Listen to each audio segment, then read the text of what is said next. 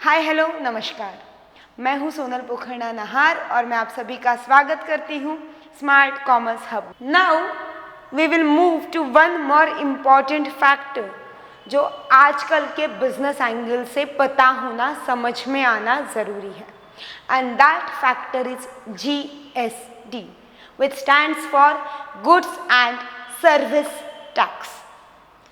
GST stands for Goods and Service Tax. Before GST, every state had a variety of taxes levied at different stages of trading. Taxes that existed before were excise duty, customs duty, VAT, entertainment tax, central sales tax, service tax, octroi, etc. GST आने के पहले state level पर काफ़ी अलग अलग प्रकार के taxes हुआ करते थे जो गुड्स पे या सर्विसेज पे लगाए जाते थे। इनके कुछ कॉमनली नोन एग्जाम्पल्स हैं excise duty, VAT, service tax. तो इन सारे टैक्सेस को कैंसलीफाई करके या लिमिट करके जो एक टैक्स नेशन वाइड बनाया गया, that is GST, goods and service tax. All these taxes are included under GST. That is why GST is one nation, one tax, one market. GST started from 1st of July 2017.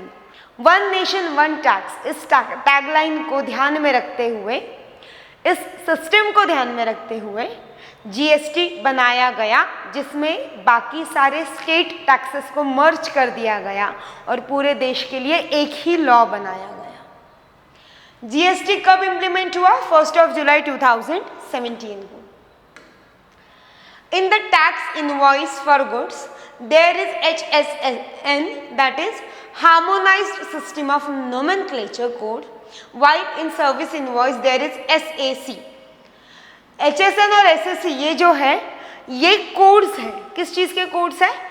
जो particular commodity आप cell कर रहे हो, उस commodity को इन tax laws ने code दे दिए हैं, तो वो कोड्स आपको बिल में इंक्लूड करने पड़ेंगे सो दैट लॉ को, हमारे टैक्स डिपार्टमेंट्स को ये समझ में आए कि आपने कौन सी कमोडिटी बेची और उस पर टैक्स एप्लीकेबल कितना है।